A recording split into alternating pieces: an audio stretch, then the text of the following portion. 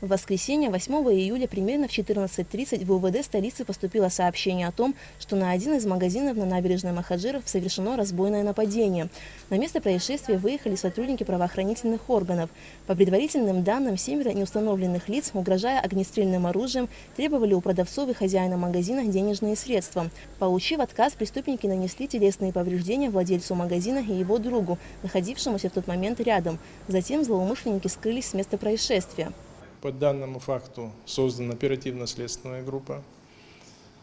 Туда вошли сотрудники Генеральной прокуратуры, сотрудники Следственного управления, а также сотрудники со следственной части УВД города Сухум, а также оперативные сотрудники УВД города Сухум и оперативные сотрудники Управления уголовного розыска республики. На сегодняшний день проводится комплекс оперативно-розыскных мероприятий по задержанию и установлению данных лиц. В настоящее время задержано одно лицо, которое непосредственно принимало участие.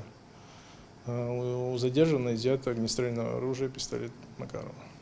Потерпевшим была оказана медицинская помощь. Сейчас их жизнь вне опасности. По словам министра внутренних дел, 4 сотрудников милиции, прибывшие на место происшествия, никаких мер не предприняли. В настоящее время они отстранены от занимаемых должностей, и в отношении них проводится служебная проверка.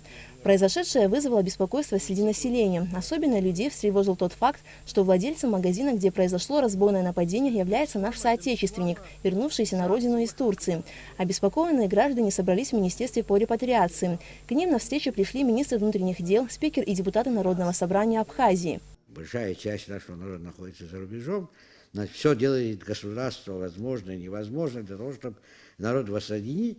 Вместе с тем находятся люди, которые за счет их хотят нажиться, и люди вынуждены обратно возвращаться. Такое мы не можем допустить.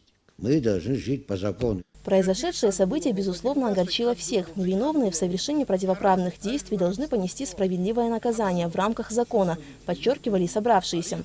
Аля Катапш, Беслан Джинджоли, Тимур Гугохи, Абхазское телевидение.